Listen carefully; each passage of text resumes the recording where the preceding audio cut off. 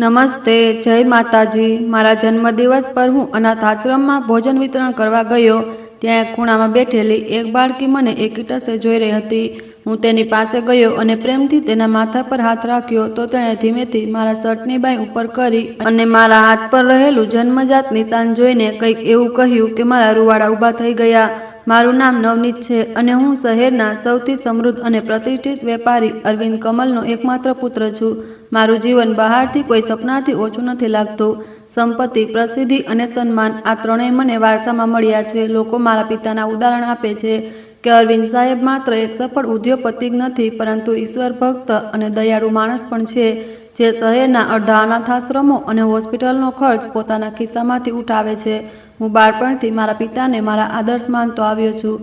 તેમના વ્યક્તિત્વની ગરિમા અને તેમનું શિસ્ત હંમેશા મને પ્રભાવિત કરતું રહ્યું છે।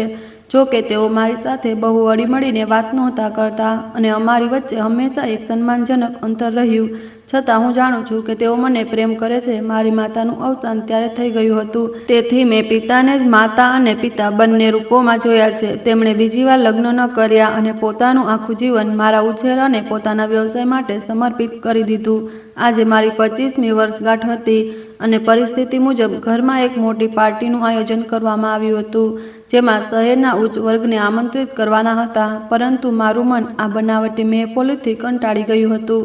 દર વર્ષે એ જ ખોટા સ્મિત અને સ્વાર્થી લોકોની ભેટ સ્વીકારવી મને બોજ લાગતી હતી। તેથી આ વખતે મેં નક્કી કર્યું કે હું મારી વર્ષગાંઠની શરૂઆત કોઈને એક કામથી કરીશ। મેં વિચાર્યું કે મને કેમ ન શહેરના આ પ્રાચીન અનાથાશ્રમ કૃપા છાયામાં જઈને ત્યાંના બાળકો સાથે સમય વિતાવું અને તેમને ભોજન કરાવું, જેના ટ્રસ્ટી પોતે મારા પિતા છે।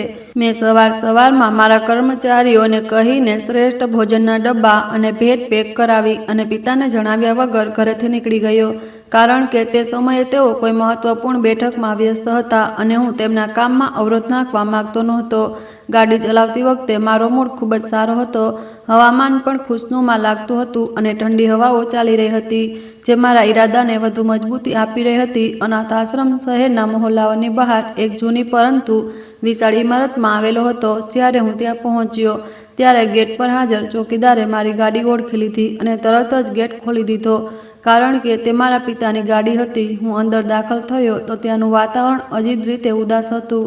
જો કે ઇમારત ઘણી મોટી હતી, પરંતુ દિવાલોનું પ્લાસ્ટર ઉખડી ગયું હતું અને જગ્યાએ ભેજ લાગેલો હતો। આંગણામાં કેટલાક બાળકો રમી રહ્યા હતા, જેમના કપડાં મેલાતો નહોતા પણ ખૂબ જૂના લાગતા હતા। મને જોઈને અનાથ આશ્રમના ઇન્ચાર્જ શિરોજા કુમારી પોતાની ખુરશી પરથી ઉઠીને બહાર આવ્યા। તેઓ એક કડક અને રૂખા સ્વભાવની સ્ત્રી લાગતા હતા, પરંતુ મને જોતા તેમના ચહેરા પર એક બનાવટી સ્મિત આવી ગયું। અરે નવનીત બેટા, તમે અહીં? અરવિંદ સાહેબ તો નથી આવ્યા? તેમણે આમ તેમ જોતા થોડી ગભરામણ સાથે પૂછ્યું। તેમનો આ સવાલ મને અજીબ લાગ્યો, જાણે તેઓ મારા પિતાના આવવાની ડરતા હોય અને કદાચ એની આશા રાખતા હતા કે પિતાજી પણ સાથે હશે।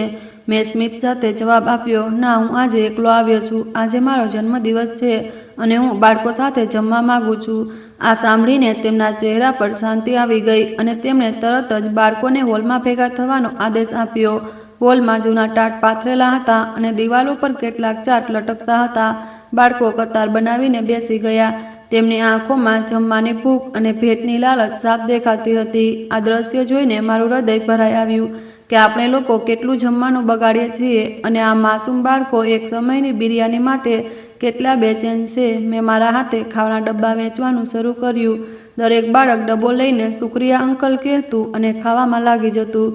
શિરોજા કુમારી મારી સાથે હતા અને સતત મારી અને મારા પિતાના વખાણ કરી રહ્યા હતા। અરવિંદ સાહેબ તો દેવદૂત જેવા માણસ છે। તેમને અનાથ આશ્રમને સહારો આપ્યો, નહીતર આ ક્યારનું બંધ થઈ ગયું હોત।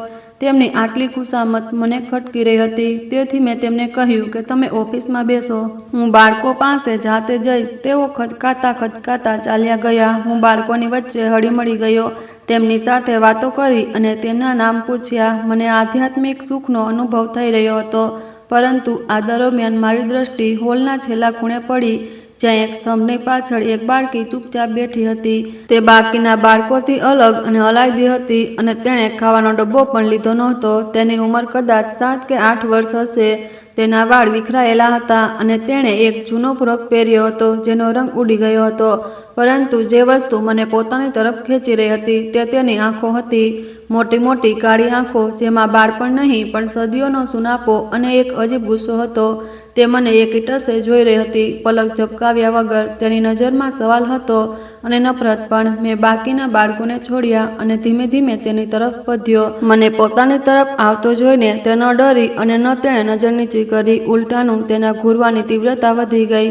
હું તેની પાસે જઈને ઘૂંટણીએ બેસી ગયો અને ખૂબ જ નમ્ર અવાજે પૂછ્યું, બેટા, તને જમવાનું કેમ ન લીધું? તમને ભૂખ નથી લાગી? તે ચૂપ રહી, બસ મારા ચહેરાને વાંચવાની કોશિશ કરતી રહી. મેં જોયું કે તેના હાથમાં એક તૂટેલી ઢીંગલી હતી જેને તેને છાતી સરસી ચાંપી રાખી હતી. મેં ખિસ્સામાંથી એક ચોકલેટ કાઢી અને તેની તરફ લંબાવતા કહ્યું, આ લે, આ ખૂબ સ્વાદિષ્ટ છે. તેણે મારા હાથ તરફ જોયું, પછી મારી આંખોમાં જોયું અને પહેલીવાર તેના હોઠ હલ્યા. મને તમારી ભીખ નથી જોઈતી. તેનો અવાજ ખૂબ જ ધીમો હતો, પરંતુ તેમાં જે તીખાશ હતી તેણે મને ચોંકાવી દીધો. એક 7 વર્ષની બાળકીનો આવો લહેજો સાંભળીને મેં આશ્ચર્યથી પૂછ્યું, આ ભીખ નથી બેટા, આ તો ભેટ છે. આજે મારો જન્મદિવસ છે. તેણે કટાક્ષભર્યા અંદાજમાં મોઢું ફેરવ્યું. જન્મદિવસ? અમે લોકો પોતાની ખુશીઓ મનાવવા માટે અમારા ગરીબોનો તમાશો બનાવવા આવે છે. આ વાક્યો ચોક્કસપણે તેના નહોતા. તેણે ક્યાંકથી સાંભળ્યા હશે અથવા કોઈએ તેને શીખવ્યા હશે. મેં ધીરજથી કામ લીધું અને તેના માથા પર પ્રેમથી હાથ રાખવા માટે મારો જમણો હાથ આગળ વધાર્યો. જેવો મારો હાથ તેના માથાની નજીક પહોંચ્યો, મારી શર્ટની બાંય થોડી ઉપર થઈ ગઈ અને મારા કાંડાથી થોડે ઉપર રહેલું તે જન્મજાત નિશાન સાફ દેખાવા લાગ્યું. આ એક ઘેરા ભૂરા રંગનું નિશાન હતું જે આકારમાં બિલકુલ એક અર્ધચંદ્ર જેવું લાગતું હતું. આ નિશાન અમારા પરિવારના ઘણા લોકોને હતું. મારા પિતાના હાથ પર પણ બિલકુલ આવું જ નિશાન હતું અને દાદી કહેતા હતા કે આ અમારી ખાનદાની ઓળખ છે. જેવી તે બાળકીની નજર તે નિશાન પર પડી, તેના ચહેરાનો રંગ અચાનક બદલાઈ ગયો. તેની આંખોમાં રહેલી નફરત ભયમાં બદલાઈ ગઈ અને પછી એક અજીબ ઓળખની ચમક સાથે તેને ઝપટ મારીને મારો હાથ પકડી લીધો. તેના હાથ બરફ જેવા ઠંડા હતા. તેણે ઝડપથી મારી બાંય વધુ ઉપર કરી અને તે નિશાનને પોતાની આંગળીઓથી સ્પર્શ્યું. તેનો સ્પર્શ મને અજીબ લાગ્યો, જાણે તે ખાતરી કરવા માંગતી હોય કે આ નિશાન અસલી છે કે નહીં. મેં હાથ પાછળ ખેંચવાની કોશિશ કરી, પરંતુ તેની પકડ ખૂબ જ મજબૂત હતી. તે નિશાનને જોઈ રહી હતી અને તેના શ્વાસ ઝડપી થઈ રહ્યા હતા. આ નિશાન? તે ગણગણી. આ તો તેનું જ છે. હું સમજી ન શક્યો. કોનું બેટા? આ મારું જન્મજાત નિશાન છે, મેં કહ્યું. તેણે માથું ઊંચું કરીને મારી આંખોમાં જોયું અને તે વખતે તેની આંખોમાં આંસુ તરી રહ્યા હતા. તું જૂઠું બોલે છે, તેણે ધ્રુજતા અવાજે કહ્યું. આ નિશાન માત્ર તારું નથી. આ નિશાન તે મોટા સાહેબનું પણ છે જે રાતના અંધારામાં અહીં આવે છે. મારું દિલ ધક દઈને બેસી ગયું. મોટા સાહેબ? અનાથાશ્રમના લોકો માટે મોટા સાહેબનો અર્થ માત્ર એક જ હતો, ટ્રસ્ટી, એટલે કે મારા પિતા અરવિંદ કમલ. પરંતુ તેઓ તો અહીં માત્ર સરકારી મુલાકાતો પર દિવસના સમયે આવતા હતા. રાતના અંધારામાં? તું કોની વાત કરી રહી છે?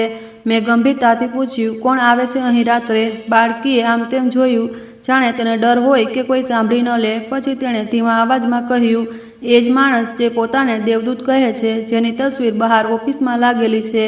તે મારી મા પાસે આવે છે. મારા રૂવાડા ઊભા થઈ ગયા.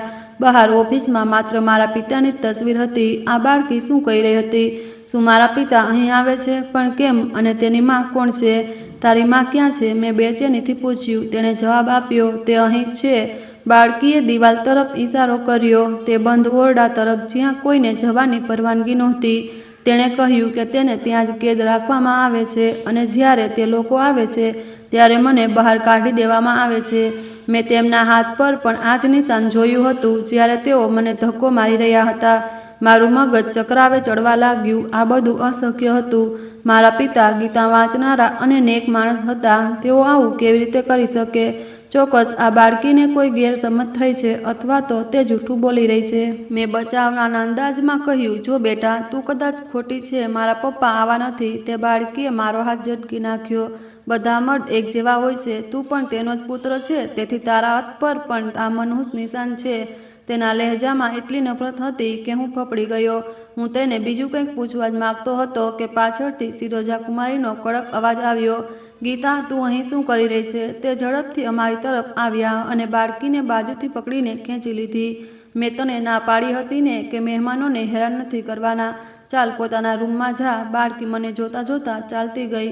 તેની નજરો મને સવાલ કરી રહી હતી, જાણે મદદ માંગી રહી હોય. સિરોજા કુમારીએ જબરદસ્તીથી તેને ત્યાંથી હટાવી દીધી અને પછી ફરીને મારી માફી માંગતા બોલ્યા, સોરી નવનીત બેટા, આ બાળકી થોડી માનસિક રીતે બીમાર છે, અજીબ અજીબ વાતો કરે છે, પોતાની માના મૃત્યુ પછી સદમામાં છે, તેની વાતો પર ધ્યાન ન આપશો. મેં કહ્યું, પરંતુ તે તો કહી રહી હતી કે તેની માં અહીં જ છે. સિરોજા કુમારીનો ચહેરો એક ક્ષણ માટે સફેદ પડી ગયો, પરંતુ તે તરત જ સંભાળી ગયા. મેં કહ્યું ને કે આ પાગલ છે. તેની માં મરીએ 3 વર્ષ થઈ ચૂક્યા છે. તે દરેક સ્ત્રીને પોતાની માં અને દરેક પુરુષને પોતાનો બાપ સમજવા લાગે છે. અમે તેની સારવાર કરાવી રહ્યા છીએ.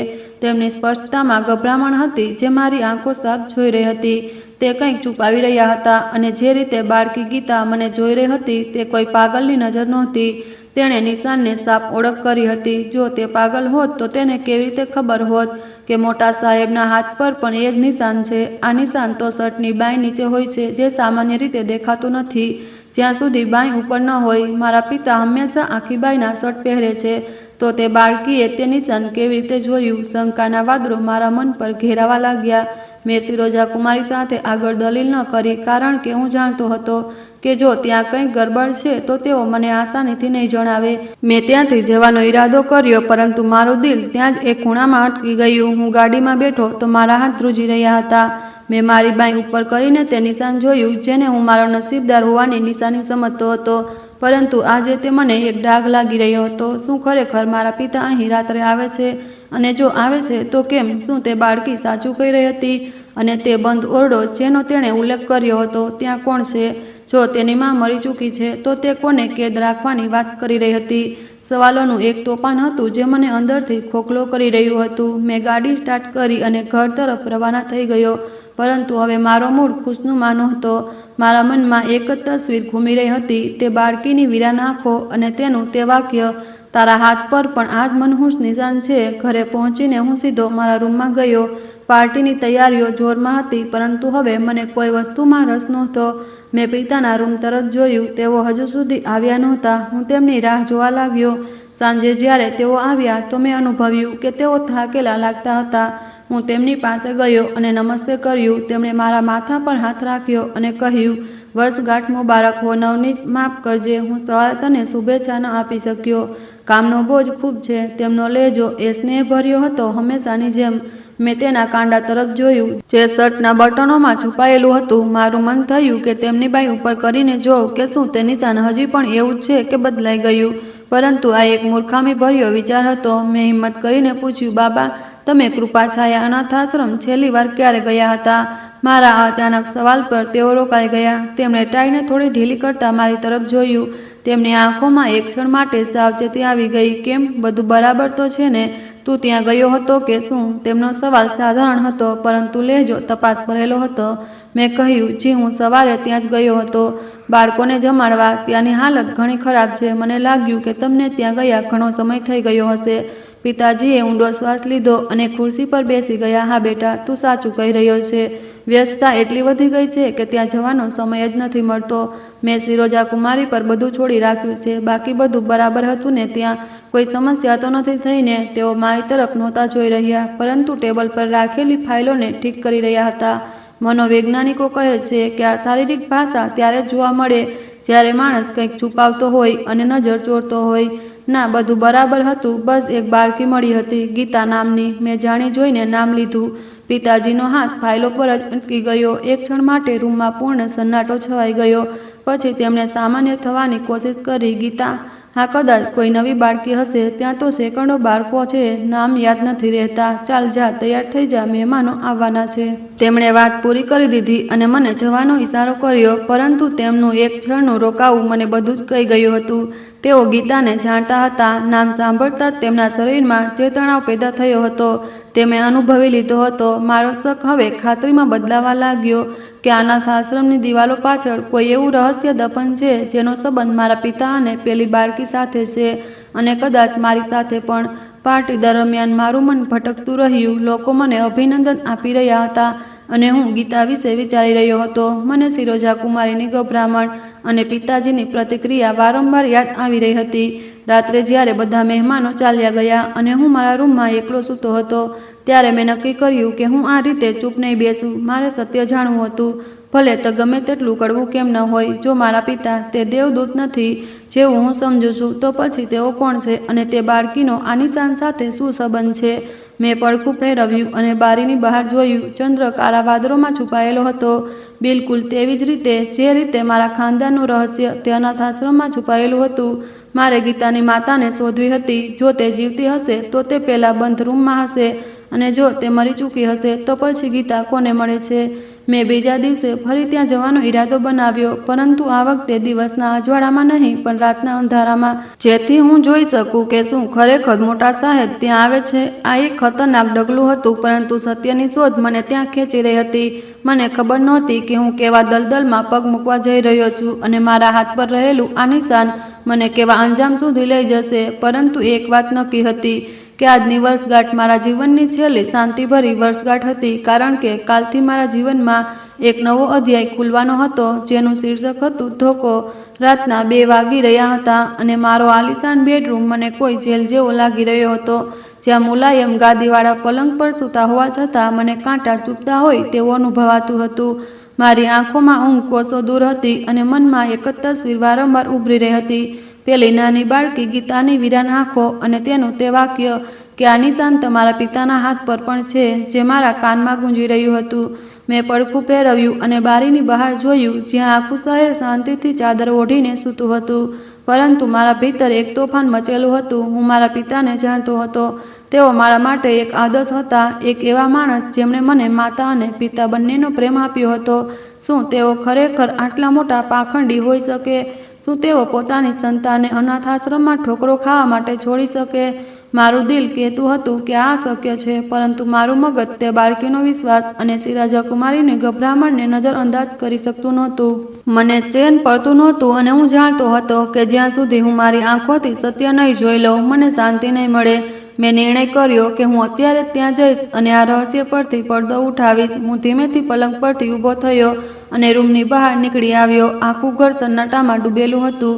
હું દબે પગલે સીડીઓ ઉતર્યો અને ગેરેજ તરફ વધ્યો. મેં મારી ગાડીને બદલે ડ્રાઈવરની જૂની મોટરસાઇકલની ચાવી ઉઠાવી, જે ગેરેજના ખૂણામાં લટકેલી રહેતી હતી, કારણ કે ગાડીના અવાજથી ચોકીદાર જાગી શકતો હતો અને મોટરસાઇકલને હું શાંતિથી ગેટની બહાર સુધી ધકેલીને લઈ જઈ શકતો હતો. રાતની ઠંડી હવા મારા ચહેરા સાથે અથડાઈ રહી હતી, પરંતુ મારા શરીરમાં એક અજીબ તપીશ હતી. તે મોટરસાઇકલને ઘરથી થોડે દૂર લઈ જઈને સ્ટાર્ટ કરી અને એ જ રસ્તા પર ચાલવા લાગ્યો, જે સવારે મેં એક પ્રભાવશાળી વ્યક્તિત્વ બનીને કાપ્યો હતો, પરંતુ હવે હું એક ભિખારી બનીને જઈ રહ્યો હતો. રસ્તાઓ વીરાન હતા અને સ્ટ્રીટ લાઇટના આછા પ્રકાશમાં ઝાડના પડછાયા લાંબા અને ડરાવના લાગતા હતા. લગભગ અડધા કલાક પછી હું અનાથાશ્રમની તે જૂની ઇમારતની સામે હતો. રાતના અંધારામાં આ ઇમારત વધુ જૂની અને ઉદાસ લાગતી હતી. મેં મોટરસાઇકલને એક ગલીમાં છુપાવી અને પગપાળા દિવાલની સાથે સાથે ચાલવા લાગ્યો. મુખ્ય ગેટ પર ચોકીદાર હાજર હતો, તેથી ત્યાંથી જવું જોખમી હતું. મને યાદ આવ્યું કે ઇમારતના પાછળના ભાગમાં દિવાલનો થોડો હિસ્સો તૂટેલો હતો, જ્યાં સવારે મેં કેટલાક રખડતા કૂતરાઓને અંદર જતા જોયા હતા. હું તે તરફ વધ્યો અને દિવાલના તૂટેલા ભાગમાંથી ખૂબ સાવધાનીપૂર્વક અંદર પ્રવેશ કર્યો. મારા જૂતાનો અવાજ સૂકા પાંદડા પર થયો તો હું ડરીને રોકાઈ ગયો, પરંતુ ત્યાં કોઈ નહોતું. ચારે બાજુ ઘેરો સન્નાટો હતો. ફક્ત દૂર ક્યાંક કોઈ કૂતરાના ભસવાનો અવાજ આવી રહ્યો હતો. મેં એક ઊંડો શ્વાસ લીધો અને ઇમારતના પાછળના ભાગ તરફ વધ્યો, જ્યાં તે બંધ રૂમ અથવા તે વિશેષ હિસ્સો હતો જેની તરફ ગીતાએ ઇશારો કર્યો હતો. આ ભાગ મુખ્ય ઇમારતથી થોડો અલગ હતો અને અહીં ઘાસ ઉગેલું હતું, જાણે અહીં કોઈ આવતું જતું ન હોય. હું પડછાયાની જેમ દિવાલોને વળગીને આગળ વધી રહ્યો હતો. મારા દિલના ધબકારા એટલા તેજ હતા કે મને તે મારા કાનમાં સંભળાઈ રહ્યા હતા. આખરે હું એક એવા રૂમની નજીક પહોંચ્યો જેની બારીમાંથી ખૂબ જ હલકો પ્રકાશ બહાર આવી રહ્યો હતો. આ કદાચ એ જગ્યા હતી. હું બારી નીચે બેસી ગયો અને અંદરથી આવતા અવાજો પર કાન ધર્યા, પરંતુ અંદર પૂરો સન્નાટો હતો. મેં હિંમત કરીને ધીમેથી માથું ઊંચું કર્યું અને બારીના માર્ગે અંદર જોયું. અંદરનું દ્રશ્ય જોઈને મારા શરીરમાં લખલખું પસાર થઈ ગયું. રૂમમાં એક જૂના પલંગ પર પેલી બાળકી ગીતા બેઠી હતી. તે સૂતી નહોતી, પરંતુ ઘૂંટણમાં માથું નાખીને કદાચ રડી રહી હતી અથવા કંઈક વિચારી રહી હતી, અને તેનાથી થોડે દૂર બીજા પલંગ પર એક સ્ત્રી સૂતેલી હતી. જેનો ચહેરો બીજી તરફ હતો અને તે કદાચ સૂતી હતી. રૂમની હાલત ખૂબ જ ખરાબ હતી. દિવાલોનું પ્લાસ્ટર ઉખડી ગયું હતું અને સામાનના નામે ફક્ત 2 તૂટેલા પલંગ અને એક ટેબલ હતું. આ દ્રશ્ય મારું દિલ ચીરી ગયું. જો આ મારા પિતાની બીજી પત્ની અને પુત્રી હતી તો તેમને આ હાલતમાં કેમ રાખવામાં આવ્યા હતા? મેં બારીના કાચ પર ખૂબ જ ધીમેથી ટકોરા માર્યો. ગીતા ચોંકીને સીધી થઈ ગઈ. તેણે આમ તેમ જોયું. મેં ફરીથી ટકોરો માર્યો. તે ડરતા ડરતા બારી પાસે આવી. તેની આંખોમાં ભય હતો, પરંતુ જ્યારે તેણે મને ઓળખ્યો ત્યારે તેના ચહેરા પર આશ્ચર્યના ભાવ ઉભરી આવ્યા. તેણે જલ્દીથી બારીની કડી ખોલી, જે કદાચ તૂટેલી હતી, અને બારી ખુલી ગઈ. તું, તેણે ધીમા અવાજે કહ્યું, તું અહીં શું કરી રહ્યો છે? મેં મારી આંગળી હોઠ પર રાખીને તેને ચૂપ રહેવાનો ઇશારો કર્યો અને ધીમેથી બોલ્યો, મારે તારી સાથે વાત કરવી છે ગીતા. મારે સત્ય જાણવું છે. શું હું અંદર આવી શકું? તેણે સૂતેલી સ્ત્રી તરફ જોયું અને પછી મૂંઝવણમાં માથું હલાવ્યું. હું બારી કૂદીને અંદર આવી ગયો. રૂમમાં એક અજીબ ભેજની ગંધ હતી. ગીતા મારી સામે ઊભી હતી અને તેની મોટી આંખોમાં હજુ પણ એ જ સવાલ હતો. તું કેમ આવ્યો છે? તેણે પૂછ્યું. શું મોટા માલિકે તને મોકલ્યો છે? હું ઘૂંટણીએ બેસી ગયો જેથી મારી ઊંચાઈ તેની બરાબર થઈ શકે અને બોલ્યો, ના ગીતા, મને કોઈએ નથી મોકલ્યો. હું જાતે આવ્યો છું. મને કહે, તે સવારે જે કહ્યું હતું, શું તે સાચું છે? શું ખરેખર તારી પાસે કોઈ પુરાવો છે? ગીતાએ મારી આંખોમાં જોયું. કદાચ તેને મારા પર ભરોસો થઈ ગયો હતો, અથવા કદાચ તે પણ કોઈ એવા માણસની રાહ જોઈ રહી હતી જે તેની વાત સાંભળે. તે ચૂપચાપ પોતાના પલંગ તરફ ગઈ અને પોતાના ઓશિકા નીચેથી એક જૂની ચોપડી કાઢી જેના પાના પીળા પડી ગયા હતા. તેણે ચોપડી ખોલી અને તેમાંથી એક તસવીર કાઢીને મારા હાથમાં મૂકી. મેં તે તસવીર જોઈ અને મારું મગજ ચકરાવે ચડ્યું. તસવીર બ્લેક અને વ્હાઇટ હતી, પરંતુ ચહેરાઓ સાફ ઓળખી શકાતા નહોતા. તેમાં મારા પિતા અરવિંદ કમલ એક યુવાન સ્ત્રી સાથે બેઠા હતા અને તેમના ખોળામાં એક નાનકડી બાળકી હતી. પિતાના ચહેરા પર તે સ્મિત હતું જે મેં હંમેશા ફક્ત મારા માટે સમજ્યું હતું. મેં પાછા ફરીને પલંગ પર સૂતેલી સ્ત્રી તરફ જોયું અને પછી તસવીર તરફ. તે એ સ્ત્રી હતી, માધવી. તસવીરમાં તે ખૂબ સુંદર અને ખુશ દેખાઈ રહી હતી, પરંતુ હવે તે દુઃખની મૂર્તિ બનીને પડી હતી. આ મારી માં છે, ગીતાએ ધીમા અવાજે કહ્યું, અને આ તમારા પિતા છે. તેમણે મારી માં સાથે લગ્ન કર્યા હતા. પરંતુ ચૂપ રહો. માં કહે છે કે તેઓ ખૂબ મજબૂર હતા. તમારી માતા ખૂબ બીમાર હતી અને તેઓ તેમને કોઈ આઘાત આપવા માંગતા નહોતા, તેથી તેમણે અમને આ દુનિયાથી છુપાવીને રાખ્યા. ગીતાની વાતો મારા દિલ પર હથોડાની જેમ વરસી રહી હતી. મેં કહ્યું, પરંતુ મારી માના મૃત્યુ પછી, ત્યારે તો તેઓ તમને પોતાના ઘરે લઈ જઈ શકતા હતા. ગીતાની આંખોમાં આંસુ આવી ગયા. માં કહે છે કે ત્યારે તેમની પોતાની ઇજ્જતનો ડર લાગવા માંડ્યો હતો. તેઓ શહેરના મોટા માણસ બની ગયા હતા અને અમે તેમના ભૂતકાળની એક એવી ભૂલ બની ગયા હતા જેને તેઓ મિટાવવા માંગતા હતા, પણ મિટાવી ન શક્યા. તેથી તેમણે અમને આ અનાથ આશ્રમની પાછળ કેદ કરી દીધા. તેઓ દર મહિને આવે છે, રાતના અંધારામાં પૈસા આપે છે અને માને સમજાવે છે કે બસ થોડા દિવસ વધુ ધીરજ રાખો, બધું ઠીક થઈ જશે. પરંતુ તે થોડા દિવસો ક્યારેય નથી આવતા. 7 વર્ષ થઈ ગયા. મેં ધ્રુજતા હાથે તે તસવીર તેને પાછી આપી દીધી. મારા અંદરનું બધું જ તૂટી ચૂક્યું હતું. મારા પિતા એક કાયર અને સ્વાર્થી માણસ નીકળ્યા, જેણે પોતાની ખોટી પ્રતિષ્ઠા માટે 2 જિંદગીઓ બરબાદ કરી દીધી. મેં ગીતાનો હાથ પકડ્યો અને મારી શર્ટની બાંય ઉપર કરીને કહ્યું, તારો હાથ બતાવ. ગીતાએ પણ પોતાની બાંય ઉપર કરી. અમારા બંનેના હાથ પર પેલું અર્ધચંદ્રાકાર નિશાન ચાંદનીમાં ચમકી રહ્યું હતું. આ કુદરતની એવી સાક્ષી હતી જેને કોઈ અદાલત ખોટી ઠેરાવી શકે તેમ નહોતી. આપણે ભાઈ બહેન છીએ ગીતા, મેં ભરાયેલા અવાજે કહ્યું. તારા લોહીમાં પણ એ જ લોહી છે જે મારા લોહીમાં છે. ગીતાએ હેરાન થઈને મને જોયું અને કહ્યું, ભાઈ. તેણે શબ્દ દોહરાવ્યો, પરંતુ તમે તો મહેલમાં રહો છો અને હું અહીં. તમે મને બહેન કેવી રીતે કહી શકો? મેં તેને ગળે લગાવી લીધી. તેનું નાનું શરીર મારા બાહુપાસમાં ધ્રુજી રહ્યું હતું. મહેલ અને ઝૂંપડીમાં સંબંધો નથી બદલાતા ગુડિયા. મેં તેના વાળ પર હાથ ફેરવ્યો અને કહ્યું, મને માફ કરી દે કે મને આવવામાં આટલી વાર થઈ ગઈ. મને ખબર જ નહોતી કે મારી એક બહેન પણ છે જે મારી રાહ જોઈ રહી છે. મારી આંખોમાંથી આંસુ વહીને તેના ખભા પર પડી રહ્યા હતા. આ દરમિયાન પલંગ પર સૂતેલી સ્ત્રીએ પડખું ફેરવ્યું અને તેની આંખ ખુલી ગઈ. તેણે અમને જોયા તો ગભરાઈને બેઠી થઈ ગઈ અને નબળા તથા ભયભીત અવાજે બોલી, કોણ છે ગીતા? આ કોણ છે? હું ગીતાથી અલગ થયો અને માથું નમાવી સન્માનથી બોલ્યો, ડરશો નહીં આંટી, હું નવનીત છું, અરવિંદ કમલનો દીકરો. માધવીનો રંગ બદલાઈ ગયો. તે ધ્રુજવા લાગી અને બોલી, નવનીત, તું અહીં કેવી રીતે? શું અરવિંદે તને મોકલ્યો છે? શું તે અમને અહીંથી કાઢવા માગે છે? તેના લહેજામાં એટલો ડર હતો કે મને શરમ અનુભવાઈ. મેં કહ્યું, ના આંટી, હું જાતે આવ્યો છું. મને આજે જ ગીતા પાસેથી બધું જાણવા મળ્યું છે. મને અફસોસ છે કે મારા પિતાએ તમારી સાથે ન્યાય નથી કર્યો. માધવીએ મને ધ્યાનથી જોયો. તેની આંખોમાં મમતા જાગી ઉઠી. કદાચ તેને મારામાં અરવિંદની ઝલક દેખાઈ. તે દુઃખી સ્વરે બોલી, તું બિલકુલ તારા પિતા જેવો જ છે નવનીત. એ જ આંખો, એ જ કપાળ, પરંતુ ઈશ્વર કરે તારું દિલ તેમના જેવું ન હોય. આ વાક્ય મારા માટે કોઈ તમાચાથી ઓછું નહોતું. મેં તેનો હાથ પકડ્યો અને કહ્યું, આંટી, મારું દિલ તેમના જેવું નથી. હું તમને વચન આપવા આવ્યો છું કે હું તમને અને ગીતાને તમારો અધિકાર અપાવીશ. તમે હવે અહીં કેદ નહીં રહો. તમે મારા ઘરે તે સન્માન સાથે રહેજો જે તમારો હક છે. માધવી રડી પડી અને બોલી, ના બેટા, આવું ના કરતો. તારા પિતા ખૂબ શક્તિશાળી છે. તે પોતાની ઇજ્જત માટે કંઈ પણ કરી શકે છે. તે અમને મારી નાખશે. તું અહીંથી ચાલ્યો જા અને ભૂલી જા કે તે અમને જોયા હતા. તેની લાચારી જોઈને મારું લોહી ઉકળી ઉઠ્યું. મેં કહ્યું, હું ભૂલી શકું તેમ નથી આંટી. આ નિશાન. મેં મારો હાથ બતાવ્યો અને કહ્યું, આ નિશાન મને ભૂલવા નહીં દે. હું વચન આપું છું કે હું તમારા માટે, ગીતા માટે અને સત્ય માટે લડીશ. બસ મને થોડો સમય આપો. હું નથી ઈચ્છતો કે કોઈ એવો હંગામો થાય જેનાથી મને નુકસાન પહોંચે. હું કાયદાકીય રસ્તો અપનાવીશ અને સૌની સામે તમને લઈને આવીશ. મેં ગીતા તરફ જોયું, જે આશાભરી નજરે મને જોઈ રહી હતી. હું તેની સામે બેઠો. તેના નાના નાના હાથ મારા હાથમાં લઈને કહ્યું, ગીતા, આજે તારો ભાઈ તને વચન આપે છે કે ખૂબ જ જલ્દી એવો દિવસ આવશે જ્યારે તું અનાથ આશ્રમના દરવાજે નહીં, પરંતુ આપણા ઘરમાં મુખ્ય દ્વારથી અંદર આવીશ. કોઈ તને છુપાવી શકશે નહીં. આ મારું તને વચન છે.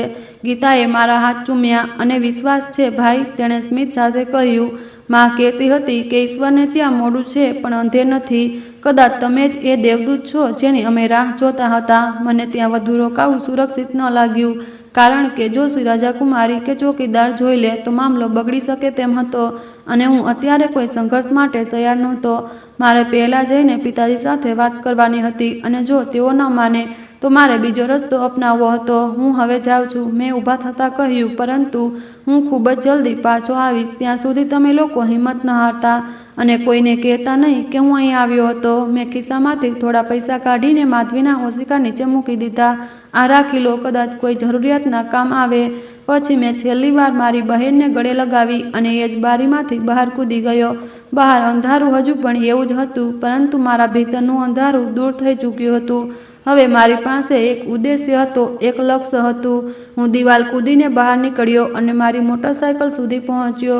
વાપસીની મુસાફરીમાં મારું મગજ ઝડપથી કામ કરી રહ્યું હતું. મારે ઘરે પહોંચીને પિતાજીનો સામનો કરવાનો હતો, પરંતુ ઝઘડાથી નહીં, બુદ્ધિથી.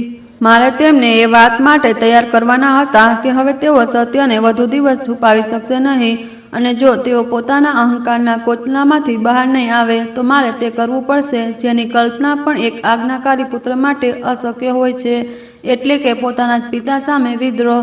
ઘર પહોંચીને મેં મોટરસાયકલ ત્યાં જ ઊભી રાખી અને મારા રૂમમાં આવી ગયો. સવાર થવાની હતી અને આ સવાર મારા જીવનની સૌથી મહત્વની સવાર હતી. મેં અરીસામાં મારું પ્રતિબિંબ જોયું. મારી આંખોમાં હવે તે લાપરવાહી નહોતી, પણ એક જવાબદારી હતી, એક ભાઈની જવાબદારી. હવે મારે નવનીત અરવિંદ નહીં, પણ ફક્ત નવનીત બનવાનું હતું, જે સત્યનો સાથ આપી શકે.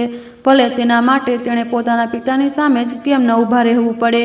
હું ખુરશી પર બેસી ગયો અને તે ક્ષણની રાહ જોવા લાગ્યો જ્યારે પિતાજી જાગશે અને હું તેમને સવાલ કરી શકીશ, જે 25 વર્ષથી તેમની રાહ જોઈ રહ્યો હતો. પરંતુ મને ખબર નહોતી કે આગલી સવારે જે થવાનું છે તે મારી બધી કલ્પનાઓ કરતાં ક્યાંક વધુ કઠિન અને ભાવનાત્મક હશે, કારણ કે અરવિંદ કમલ આટલી આસાનીથી પોતાની હાર સ્વીકારનારા માણસ નહોતા.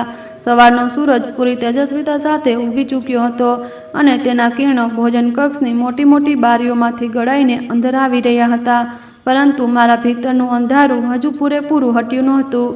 હું ભોજનના ટેબલના છેડે બેસીને મારા પિતા અરવિંદ કમલની રાહ જોઈ રહ્યો હતો. નોકરો નાસ્તો મૂકીને જઈ ચૂક્યા હતા, પરંતુ મારા ગળામાંથી પાણીનો એક ઘૂંટડો પણ નીચે ઉતરતો નહોતો. મારી નજરો સતત સીડીઓ પર ટકેલી હતી, જ્યાંથી તે વ્યક્તિ અત્યારે ઉતરવાનો હતો, જેને મેં આખી જિંદગી ભગવાન માન્યા હતા અને જે ગઈ રાત્રે મારી સામે એક અપરાધી બનીને બે નકાબ થઈ ચૂક્યા હતા. થોડી જ વારમાં કદમોનો અવાજ સંભળાયો અને પિતાજી પોતાની વિશિષ્ટ શાન અને શોકત સાથે સીડીઓ ઉતરતા દેખાયા. તેમને સફેદ ઇસ્ત્રી કરેલો કુર્તો પાયજામો પહેર્યો હતો અને ચહેરા પર એ જ પ્રભાવશાળી ગંભીરતા હતી જેને જોઈને દુનિયા પ્રભાવિત થઈ જતી હતી. તેઓ આવીને પોતાની ખુરશી પર બેઠા અને છાપું ઉઠાવ્યું. તેણે સરસરી નજર મારા પર નાખી અને કદાચ મારા ચહેરાની બેચેની અને ગંભીરતાને પારખી લીધી. નવનીત, તું ઠીક તો છે ને બેટા? રાત્રે સૂતો નથી કે શું? આંખો લાલ થઈ રહી છે તારી. તેમના સ્વરમાં એ જ પરંપરાગત સ્નેહ હતો જે હવે મને એક છળ જેવો લાગતો હતો. મેં ઊંડો શ્વાસ લીધો અને મારી ખુરશી તેમની તરફ ખસેડી.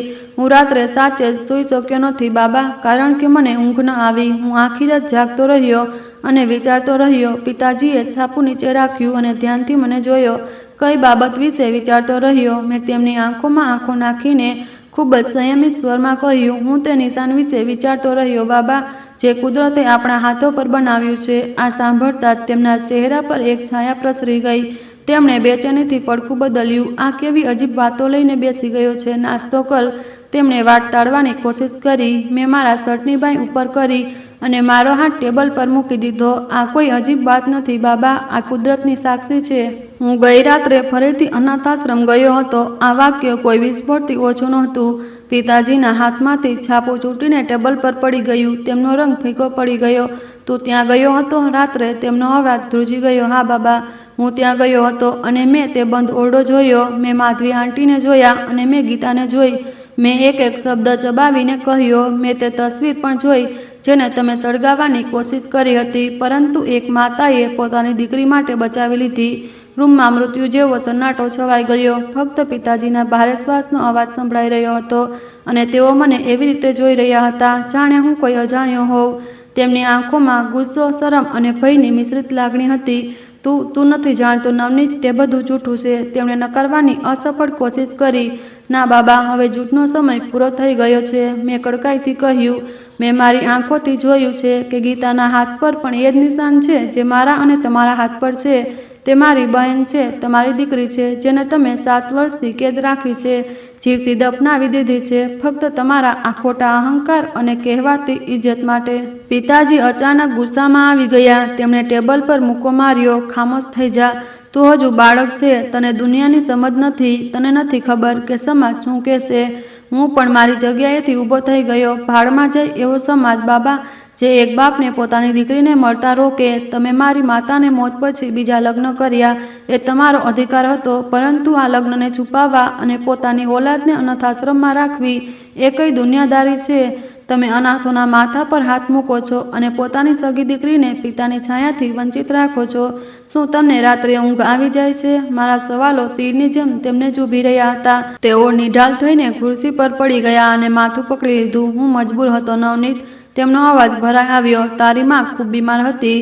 હું તેને આઘાત આપવા નહોતો માંગતો. પછી તે મરી ગઈ અને હું ડરી ગયો કે જો લોકોને ખબર પડશે કે મેં ગુપ્ત લગ્ન કર્યા હતા તો લોકો વાતો બનાવશે. મારો વ્યવસાય, મારી પ્રતિષ્ઠા, બધું જ પ્રભાવિત થશે. મેં વિચાર્યું હતું થોડો સમય છુપાવી રાખીશ, પછી બધું જાહેર કરી દઈશ, પરંતુ સમય વીતતો ગયો અને હું મારી જ બનાવેલી કાદવમાં ખૂંપતો ગયો. તેઓ રડી રહ્યા હતા. એક પ્રતિષ્ઠિત વ્યક્તિ મારી સામે એક નબળો માણસ બનીને રડી રહ્યો હતો, પરંતુ મને તેમના પર દયા ન આવી. સમય વીતતો નથી બાબા, તમે સમયને ગુજાર્યો છે. તમે તમારી ઇજ્જત બચાવતા તમારો જમીર મારી નાખ્યો. મેં દ્રઢ સ્વરે કહ્યું. પરંતુ હવે વધુ નહીં. આજે ફેસલો થશે, અત્યારે જ અને આ જ ક્ષણે. પિતાજીએ માથું ઊંચું કરીને મને જોયો. શું ફેસલો? મેં તેમની તરફ એક ડગલું વધાર્યું. તમે અત્યારે જ મારી સાથે ચાલશો, તમારી ગાડીમાં, દિવસના અજવાળામાં, અને માધવી આંટી તથા ગીતાને સન્માન સાથે આ ઘરમાં લાવશો. પિતાજી ગભરાઈ ગયા. આ અશક્ય છે નવનીત. લોકો શું કહેશે? મીડિયામાં શું કહેશે? હું બરબાદ થઈ જઈશ. તેમનો ડર હજુ પણ તેમની મોહબ્બત પર હાવી હતો. મને અફસોસ થયો, પરંતુ મેં મારું છેલ્લું પત્તું રમ્યું. ઠીક છે બાબા, જો તમને તમારી ઇજ્જત આટલી જ વાલી હોય તો સાંભળી લો, હું આ ઘરમાં નહીં રહું. આ ધમકી કામ કરી ગઈ. પિતાજીના ચહેરા પર હવાઈઓ ઉડવા લાગી. તેઓ જાણતા હતા કે હું આ કરી બતાવીશ, કારણ કે હું એમનો જ દીકરો હતો, જિદ્દી અને સિદ્ધાંતવાદી. ના નવનીત, તું એવું ના કરી શકે. તું તારા બાપને બદનામ નહીં કરે. તેમણે કહ્યું. મેં જવાબ આપ્યો. હું તમને બદનામ નથી કરી રહ્યો બાબા, હું તમને તમારી ભૂલ સુધારવાની તક આપી રહ્યો છું. હું તેમની નજીક ગયો અને ઘૂંટણીએ બેસીને તેમના હાથ પકડી લીધા. બાબા, ઇજ્જત સત્યમાં હોય છે, છુપાવવામાં નહીં. ગીતા તમારી દીકરી છે, તેને ગળે લગાવો, તેને તે નામ આપો જે તેનો હક છે. વિશ્વાસ કરો, તમારું કદ લોકોની નજરમાં ઓછું નહીં થાય, પણ વધી જશે. અને જો તમે એવું નહીં કરો તો યાદ રાખજો, તમે એક દીકરો પણ ખોઈ બેસશો, કારણ કે હું આ ઘરમાં જુલમની સાથે રહી શકું તેમ નથી. પિતાજીએ મારી આંખોમાં જોયું. કદાચ તેમને મારામાં પોતાનો જ અંશ દેખાયો અને તે જ ક્ષણે તેમનો જમીર જાગી ઉઠ્યો. તેમણે મારા હાથ પકડી લીધા અને તેમની આંખોમાંથી આંસુ વહેવા લાગ્યા. તું જીતી ગયો નવનીત, તું જીતી ગયો. કદાચ હું ખરેખર ભટકી ગયો હતો. દોલત અને ઇજ્જતની હવસે મને આંધળો કરી દીધો હતો. મેં મારી ફૂલ જેવી દીકરીને કાંટા પર સુવડાવી. હું ગુનેગાર છું. તેઓ ડૂસકે ડૂસકે રડવા લાગ્યા. મેં તેમને ગળે લગાવી લીધા અને થોડીવાર તેમને રડવા દીધા, જેથી તેમના અંદરનું ઝેર આંસુના માર્ગે વહી જાય. પછી મેં તેમને સહારો આપીને ઉઠાડ્યા અને કહ્યું, ચાલો બાબા, વાર ન કરો.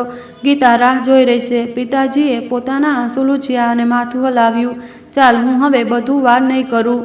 અમે બંને ઘરેથી નીકળ્યા. પોચમાં ગાડી ઊભી હતી. ડ્રાઈવરે દરવાજો ખોલ્યો અને પિતાજીએ તેને ઇશારાથી રોકી દીધો. તેમણે કહ્યું, આજે હું ગાડી જાતે ચલાવીશ. અમે બંને ગાડીમાં બેઠા અને કૃપાછાયા અનાથાશ્રમ તરફ રવાના થયા. રસ્તો એ જ હતો, પણ મંજિલ બદલાઈ ગઈ હતી. આજે અમે છુપાઈને નહીં, પણ સીનું તાણીને જઈ રહ્યા હતા. જ્યારે અમે અનાથાશ્રમના ગેટ પર પહોંચ્યા તો ત્યાં હાજર ચોકીદાર ગાડી જોઈને હેરાન રહી ગયો, કારણ કે તે સમયે અરવિંદ સાહેબનું આવવું સામાન્ય વાત નહોતી. ગેટ ખુલ્યો અને ગાડી અંદર ગઈ. શિરોજા કુમારી ઓફિસમાંથી બહાર દોડતી આવી. તેના ચહેરા પર એ જ ગભરામણ હતી જે ગઈ રાત્રે હતી. તેણે ખુશામતિયા સ્વરે પૂછ્યું, અરવિંદ સાહેબ, બધું બરાબર તો છે ને? તમે આ સમયે? પિતાજી ગાડીમાંથી ઉતર્યા. તેમનો અંદાજ બદલાયેલો હતો. તેમના ખભા ઝૂકેલા નહોતા, પણ તેમાં એક નવી તાકાત હતી. તેમણે કઠોર અવાજે કહ્યું, શિરોજા કુમારી, માધવી અને ગીતાને બોલાવો. તેમનો સામાન પેક કરાવો. તેઓ અમારી સાથે ઘરે જઈ રહ્યા છે. તેમની સખત વાણી સાંભળીને શિરોજા કુમારી સ્તબ્ધ થઈ ગઈ. જી, ઘરે? તેણે હકલાતા કહ્યું. મેં કહ્યું, તેમને બોલાવો. પિતાજીએ એટલા જોરથી ડબકાવ્યા કે શિરોજા કુમારી ધ્રુજી ગઈ. અને સાંભળી લે, આજ પછી અનાથાશ્રમમાં કોઈ પણ ગેરવ્યવસ્થા ચલાવી લેવામાં આવશે નહીં. હું જાતે આનો હિસાબ કિતાબ તપાસીશ. આ સાંભળતા જ શિરોજા કુમારી ઝડપથી અંદર ભાગી. હું અને બાબા આંગણામાં ઊભા રહ્યા. થોડી જ મિનિટો પછી તે ક્ષણ આવી ગઈ જેની હું આતુરતાથી રાહ જોઈ રહ્યો હતો. માધવી આંટી અને ગીતા વરંડામાં દેખાયા. માધવી આંટીએ એક સાધારણ ચાદર ઓઢી હતી અને ગીતાએ એ જૂનું ફ્રોક પહેર્યું હતું, પરંતુ તેના હાથમાં તેની પેલી તૂટેલી ઢીંગલી હતી. ગીતાએ અમને જોયા તો ડરીને પોતાની મા પાછળ છુપાઈ ગઈ. તેને વિશ્વાસ નહોતો આવતો કે મોટા સાહેબ આજે તેને લેવા આવ્યા છે. પિતાજી ધીમે ધીમે ચાલતા તેમની પાસે પહોંચ્યા. માધવી આંટી માથું નમાવીને ઊભા હતા. તેમની આંખોમાંથી આંસુ વહી રહ્યા હતા. પિતાજી ગીતાની સામે ઘૂંટણીએ બેસી ગયા અને પોતાના હાથ ફેલાવ્યા. ગીતા, મારી દીકરી, મારી પાસે આવ. તેમના અવાજમાં એટલી વેદના અને પ્રેમ હતો કે ગીતા ખચકાતી ખચકાતી આગળ વધી. તેણે મારી તરફ જોયું અને મેં સ્મિત આપીને માથું હલાવ્યું, જાણે કહેતો હોવ કે જા, બધું ઠીક છે. ગીતા ધીમે ધીમે પિતાજી પાસે ચાલતી પહોંચી. તેમણે તેને છાતી સરસી ચાંપી લીધી અને વારંવાર તેનું કપાળ ચૂમવા લાગ્યા. મને માફ કરી દે મારી બચ્ચી, હું બહુ ખરાબ પિતા છું, બહુ ખરાબ.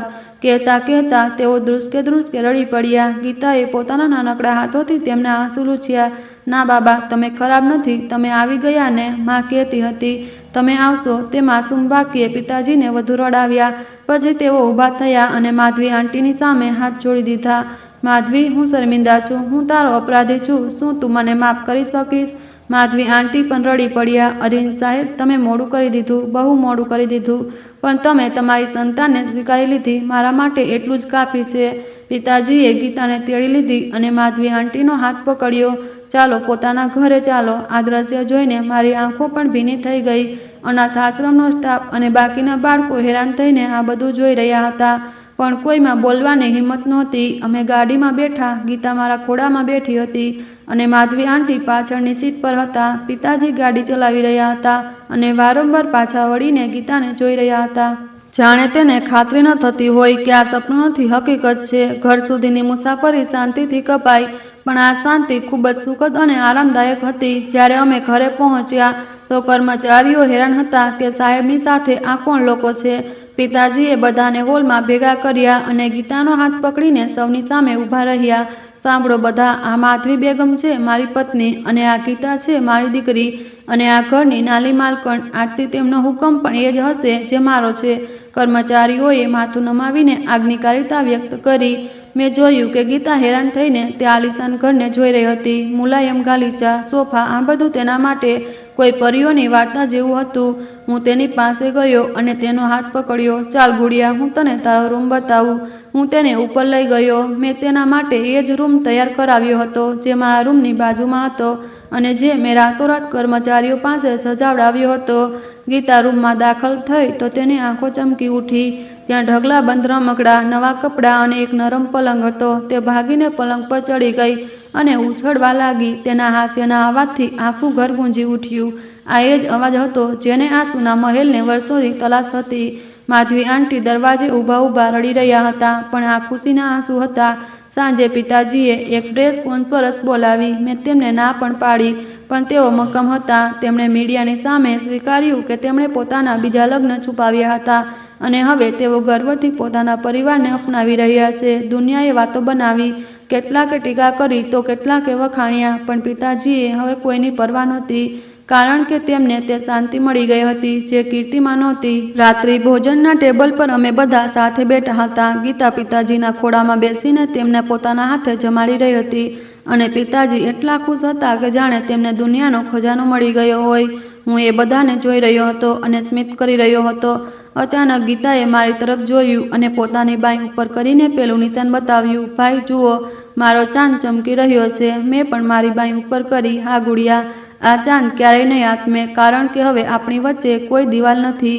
તે રાત્રે હું ખૂબ જ શાંતિથી સૂતો, કારણ કે મેં ફક્ત મારી બહેનને જ નહોતી મેળવી, પણ મારા પિતાને ખોઈને ફરીથી પામ્યા હતા. અને આ બધું તે નિશાનને કારણે હતું જેને અમે જોડી રાખ્યા હતા. રહસ્ય ખુલી ગયું હતું, પણ આ રહસ્યને અમને તોડ્યા નહીં, પણ પહેલાં કરતાં વધુ મજબૂત બનાવી દીધા હતા. હવે અમે એક પૂર્ણ પરિવાર હતા અને આજ મારી વર્ષગાંઠની સૌથી શ્રેષ્ઠ ભેટ હતી. તો મિત્રો, આ હતી આજની વાર્તા. આ વાર્તા વિશે તમારો શું અભિપ્રાય છે તે કમેન્ટ બોક્સમાં જરૂર જણાવશો. જો તમને વાર્તા પસંદ આવી હોય તો વિડીયોને લાઈક કરો, ચેનલને સબસ્ક્રાઈબ કરો અને બેલ આઇકન પર ક્લિક કરીને તેને ઓલ પર સેટ કરો, જેથી તમને નવા વિડીયોની સૂચના તરત મળી જાય. ધન્યવાદ.